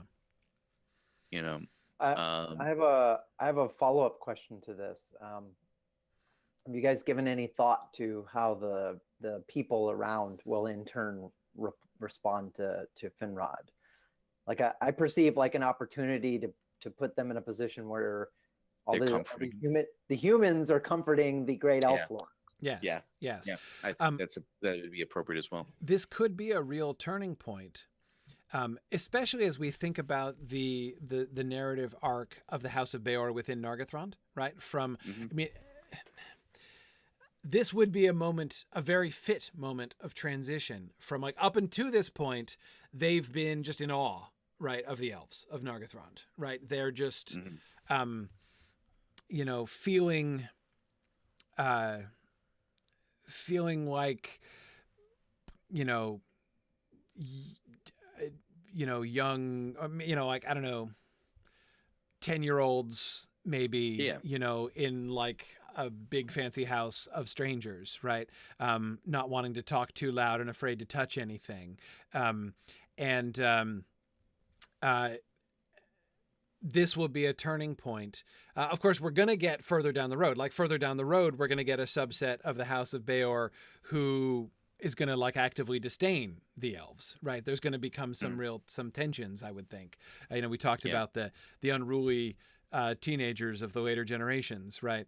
So there's things are going to turn even more in some way, not universally, but we're going to see that that kind of develop. But this would be a time, you know, when the dynamic between the House of Bayor and the elves changes, when they realize they have, I don't know, it's not about realizing they have something to offer. That's not exactly right. But it is, no, you know, they would perceive, even at the very least, a kind of vague sense of like, we know something they don't. Like we understand something they don't. They're clueless when it comes to this kind of thing. That should be Adenel's reaction, because I imagine that Adenel, given her position and the fact that she's not a member of the family, it would not be appropriate for her to be overly emotive under those circumstances. She is the leader, and she is, again, not the family, and you know it's very, you know, it's a big faux pas to weep more over a person who's passed away than their family members who are around you. That's generally looked at as not polite. Not to mention the fact that the event means something much different to her than it means to. Right. I mean, I mean, this is a huge moment and she's for been her. Being prepared for this moment for years at this point. Absolutely. But having, I think, Finrod openly weeping with Bayor's family, I think would I think that would be, and having like for a moment he's their equal, Right. Right. right? And I They're love the idea of someone comforting him, like one yeah, of the, not Adenel in an official like leader to leader kind of thing, right. but Like she like, should be observing, yeah, but yeah, but somebody. I mean, it could be a child, it could be mm, somebody like one of the other, you know. It's like someone else who is weeping, yeah, you know, who like embraces Finrod and they weep together, you know, yeah, like that, yeah, you know, kind of thing is what I'm thinking. And I love Marie was pointing out. I think this is a really wonderful kind of irony. You know, they are one of the major kind of gaps between one of the things which contributes to the many gaps between Finrod's experience and the rest of the people's experience here is that they are like thankful for having had Bayor with them for so long, hmm and he is grieving for having been with him so briefly. yeah, yeah, You know, so it is another way. Like, so, you know, they may both be weeping, but of course, in many ways, like it's going to be clear that the emotional experiences happening within the two are not the same emotional yeah. experience. But I think that just can kind of make the situation richer. Now, once again, there's going to be another plot line that's going to kind of invade this one, but we don't have to talk about that right this second because there's a final scene after Bayor has passed, where Adenel and Finrod kind of shake all this out, Mm-hmm. right? Mm-hmm. Um, because now Adenel has watched Finrod's reaction to Bayor's death, and he has to kind of come to grips with human mortality. Right. Right. And she's gonna lay this all out for him, and this should, we don't want to go too far with this because we don't want to step on Andreth's toes, obviously. Right. But we want um this conversation to be on the road to that one. Right.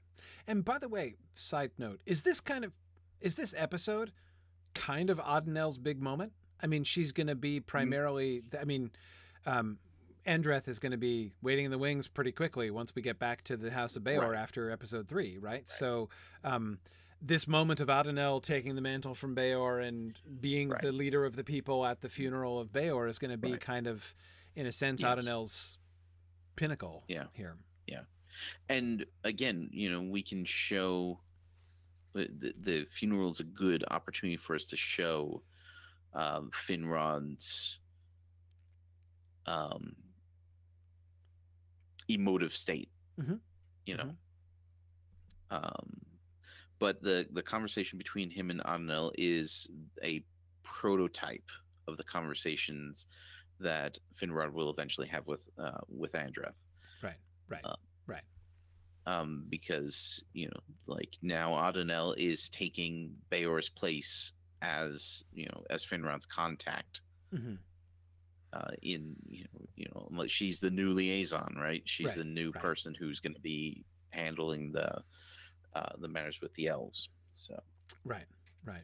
Now that kind of meeting you're describing between Adenel and Bayor, where does that happen in relationship to the funeral again?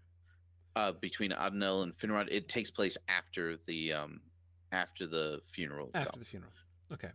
How do the elves of not just Finrod personally, but the rest of the elves of Nargothrond, what's their like participation / observation of the funeral? Do you think? We were talking about having Finrod honor Bayor in the best way that he can. Mm-hmm. He lies in state in a way that so that all of the elves are present for this funeral. It is not confined to like it's happening often in the human enclave, right. with like a few elves in attendance. No, this is Finrod's friend, and he is going to honor him in as great a way as he knows how. Right.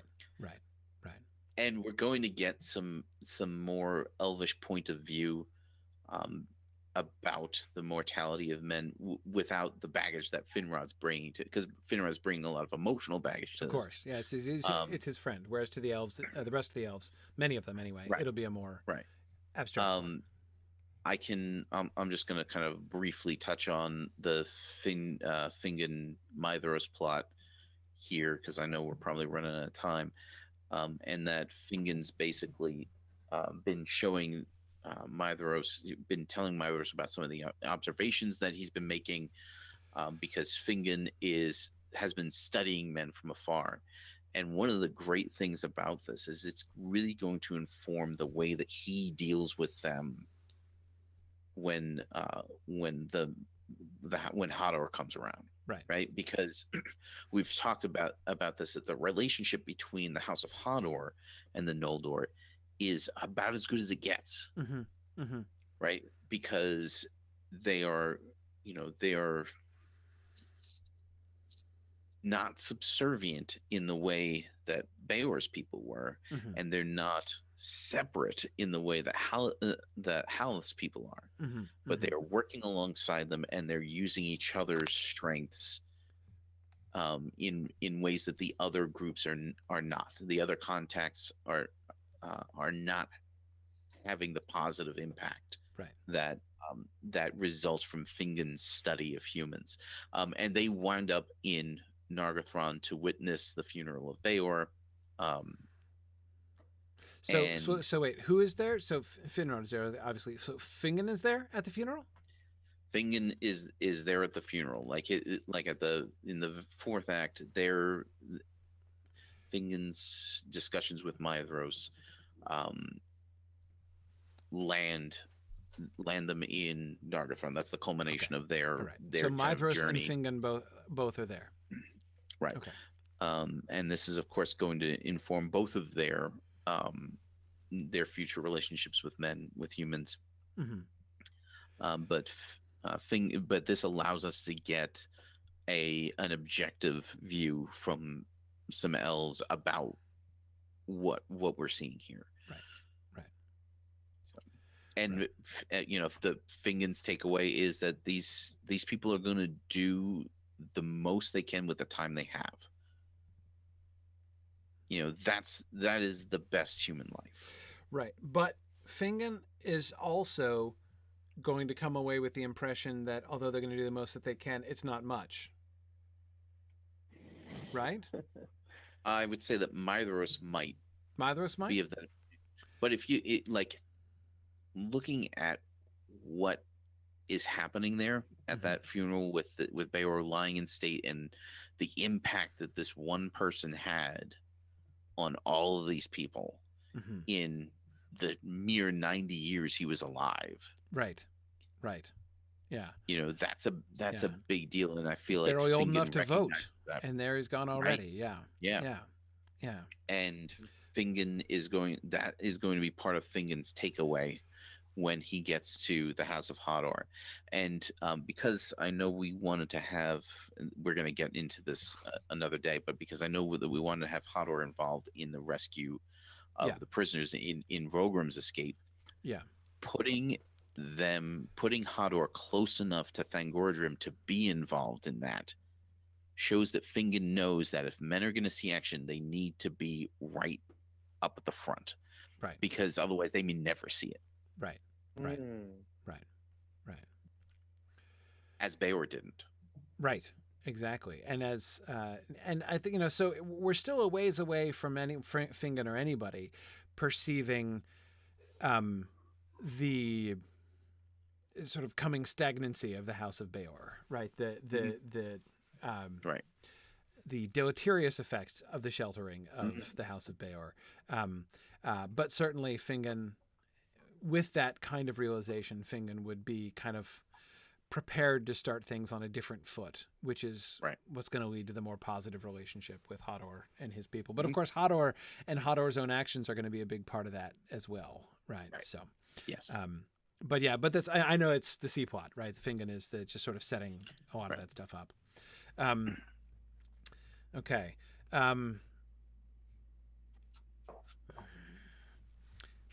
It's late, but we have only that little B plot to talk about. There's nothing important going on there. Yeah. We can get through. Why let it linger over into next time? Exactly. Why would it wait 4 weeks? Let's just talk about it briefly. Let's talk about it briefly. Okay. Have a So clean break and just go right to episode 4. yeah. Let's see if we can do it here. Um, So the primary issue. So basically, the facts, right, of the B plot are Arthel and Eol. They've met.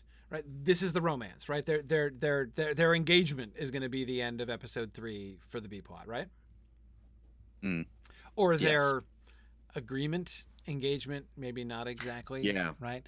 Eol's not going to go down on one knee. You know, that's not how this that's goes not down. nope. Yeah. Nope. Yeah. So how do we balance? There are 3 perspectives here, right? Mhm. We've got Arthel's perspective on what's happening. We've got Eol's perspective on what's happening, and we have the viewer's perspective on what's happening. Right. Right.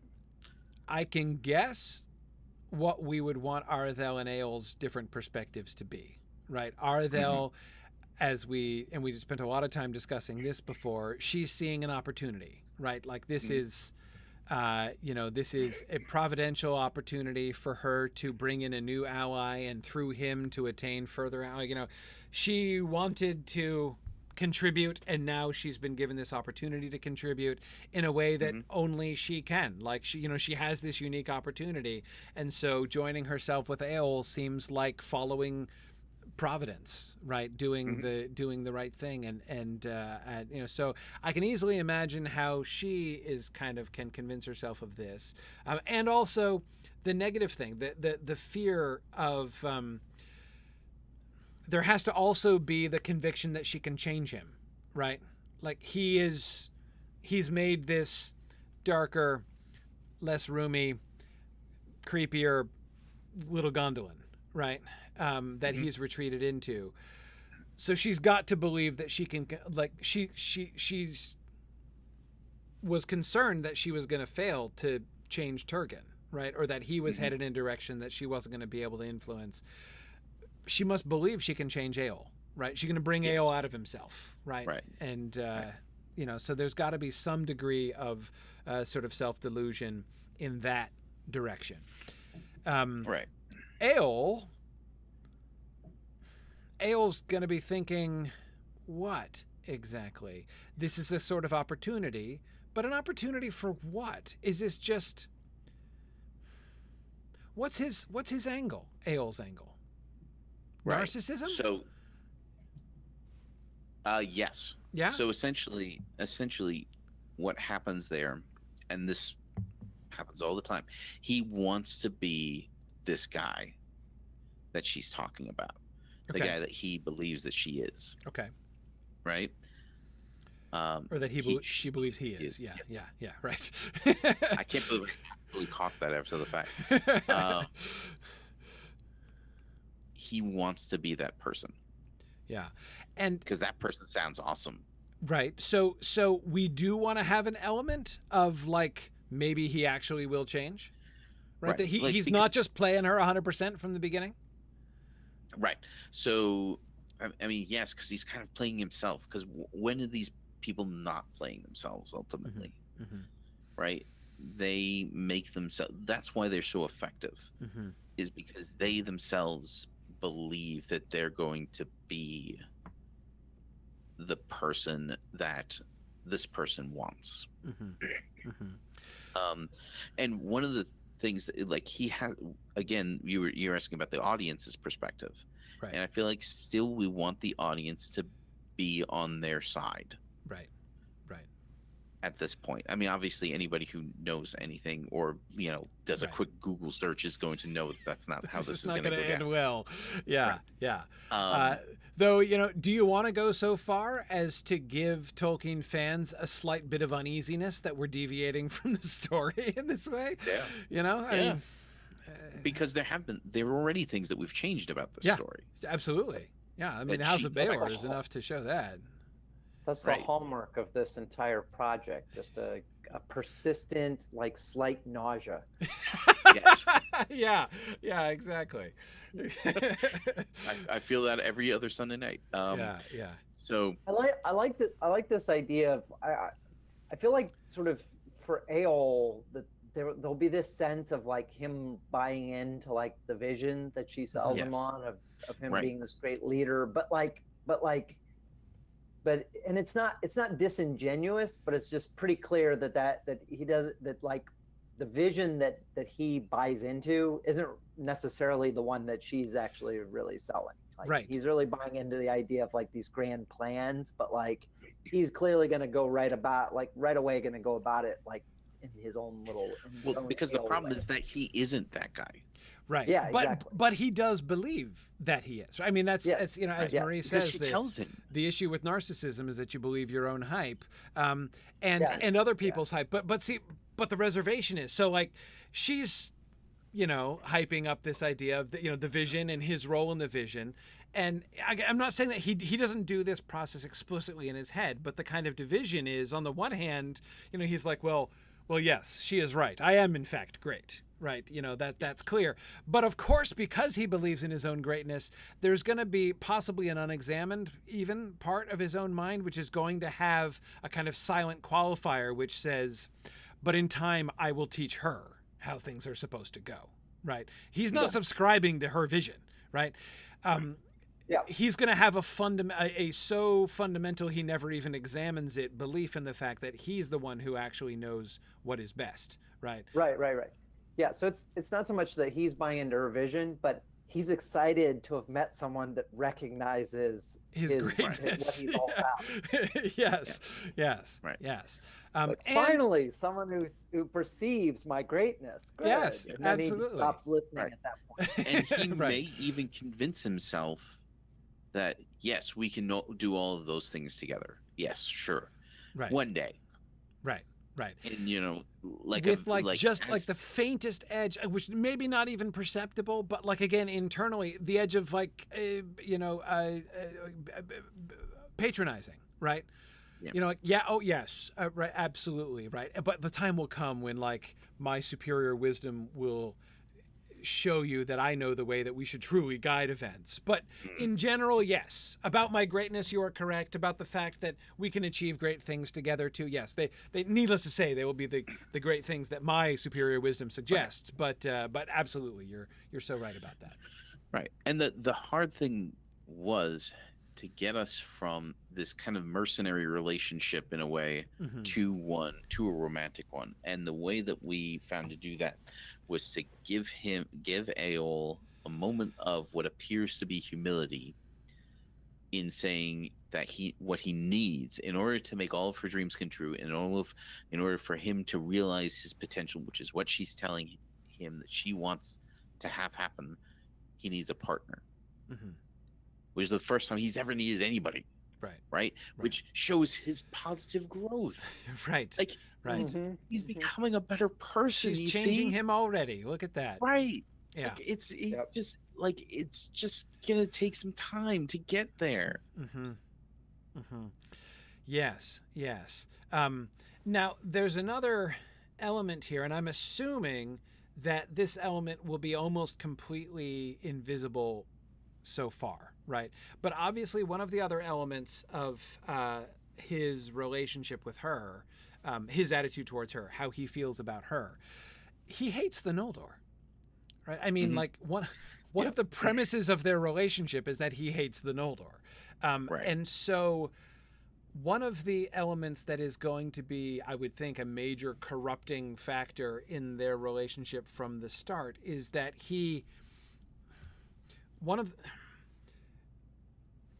by taking her, claiming her, and dominating her, essentially, right, making her into a possession of his, there's a lot of projection going on here, right? There's a lot of ways in which he is kind of psychologically compensating himself for the ways in which he feels like the Noldor have come and taken over, and he resents that, right? He's asserting his superiority over them.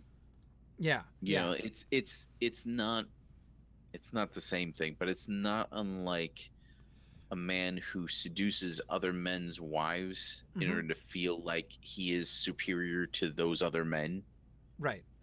I mean, or to take a much darker, if people will forgive me for alluding to it, but a very a very apt, I think, for Eol parallel. It's like serial killers who have felt inadequate and who have looked at, like, you know, the cheerleading squad from afar and felt scorned and looked down upon, who then goes on to kidnap and rape cheerleaders later in life. In that kind of, I mean, this is a thing. This happens, right? And if there's anywhere in Middle Earth that we clearly see this kind of like serial killer mindset at work, it's going to be with Eol and Miglin. I mean, this is that there is that element, and there is no question that there is an element, a parallel of rape. There is a rape dynamic, definitely, in the relationship from Eol to Aredhel. Now, I really like what we're doing. We're not making it a rape from the beginning. She is not merely ensnared and kidnapped and chained up in Eol's basement from day one of their relationship. And I don't want anybody to think that I'm trying to change that. But I'm just trying to draw attention to that dynamic is there, right? That dynamic of, I hate the Noldor, I resent the Noldor. Oh, look, it is one of the Noldor who has come to me, right? Yeah. And she's beautiful and she's attractive, and I can raise myself in my own esteem, not by possessing her, and then after possessing her, by bringing her down, right? Again, there's the kind of psychological projection and self-compensation that seems to me an almost inescapable element of Eol's psychology here. Now, again, as I say, I'm assuming that element of it is completely suppressed. It's not going to be apparent in episode 3, right? We'll get there, but I'm wondering if there are ways in which we sort of not anticipate, prepare in some ways for that. Things that he says, which in retrospect are going to be obvious red flags, but which can won't seem that way necessarily, and which Aredhel certainly won't perceive.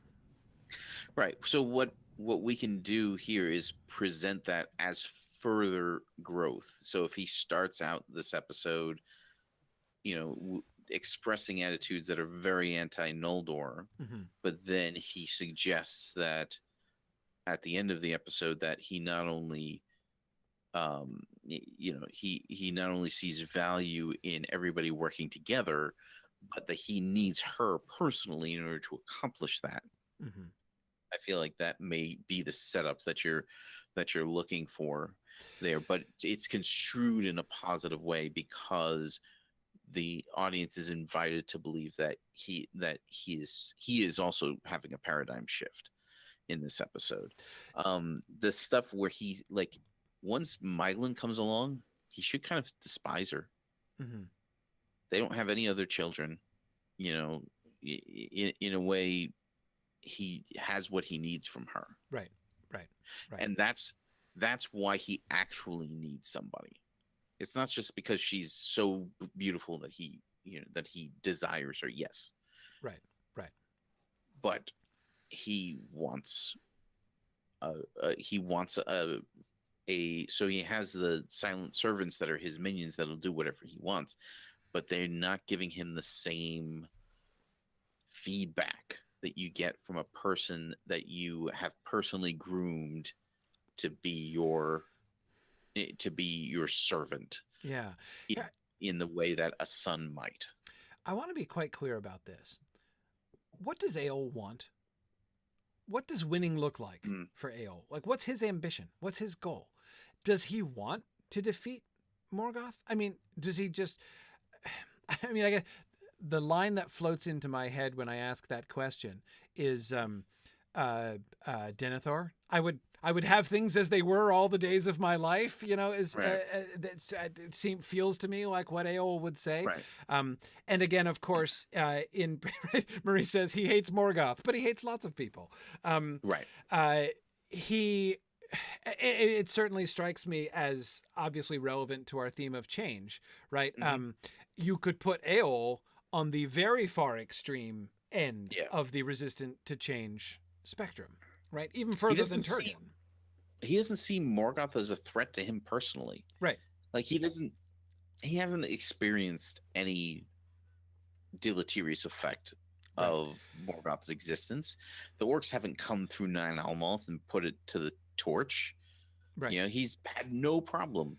Like even the whatever minor incursions they may have attempted to do at some point have not affected him at all. And he could well believe that Nan Elmoth is impervious. You know, Right. that there's nothing that. Yeah. So, That's why he bought it. Exactly. Yes. Yeah, no, that makes sense. So he wants things to stay. So, but this is my point. This is what I think is potentially awkward here. If we have him really embracing a vision, even if he has a sort of an unspoken qualification that he's going to be the one actually driving the vision when it comes to it, and he's, kind of, indulging her when it comes to how the plan's going to work. The idea that he actually is attracted to this outward facing, war against Morgoth plan feels difficult, feels wrong. It feels like I don't think he would really actually believe. I could see him playing up to that, perhaps. But I would think he would almost have to be lying, consciously lying already. So if he hopes that what he can change her vision into is something where people recognize him as important. Yep. Right? But that nothing changes for him on his day to day. Right? Because if you look at the way that the conversation that he has with Curufin, I believe, it seems to me that he sees himself as a grand lord, right? At least and the equal of the Noldor lords, obviously. Right. Right. And they don't. No, they don't. Right. So he resents them for this, obviously. And I mean, could it just be about respect on that level? Oh my gosh, there's a story that does this. I'm trying to remember what it is, about somebody who's ill-treated by like the ruling class, and even once they enter into great wealth, the ruling class still doesn't respect them because it's not old money, it's not true. Right. It happens in a few different stories, obviously, but I can't think of a concrete example off the top of my head for some reason. Could it be something of that nature? His attitude towards towards them? His attitude towards them, and what he thinks that the vision of Arathel can be molded to. Or sort of on a related note, isn't there something in, so the reason he's even interested in a relationship with her, it sort of has to do with enacting his desire for, like a conquest over his enemies, Noldor, whoever. And so there's got to be some opportunity in kind of going along with cooperating with Arathel there's an opportunity for him to once again for that sort of thing, that kind of conquest over his maybe not explicitly his enemies, but basically this gives him an opportunity to get one over on them.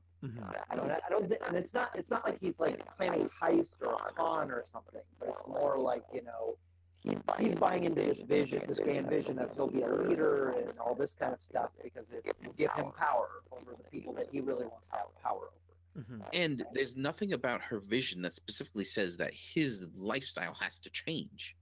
Yes. Like, she can bring all of that into him without him having to ever go out and do anything other than the things he's already doing. Yeah. I think the way to play it in these scenes, because of course like nothing that they're talking about is going to end up coming to pass. No. So we don't have to worry about what actually happens. But if we have him be kind of vague and non-committal, right? Yeah. Agreeing with the greatness thing, and like, you know, we can accomplish mighty things together, but kind of vague about execution, you know, kind of vague about what the actual plan is, in ways which enable her, because she's got a vision, right? And she can easily convince herself that he's got the vision, right? And she Especially can see if she's herself doing as most leading of the him. talking. Yeah, she's doing most of the talking. Yeah. Exactly. Like we talked last time about the interview during the car sales process. Right. You know, like that's exactly what he's doing here. Right. He's letting her talk. He's letting her sell herself on the idea that he is a catch, right? That he is the bee's knees. Yeah. Right. Right. Absolutely. So when they agree to marry, she believes that they are on the same page, joining together in the vision.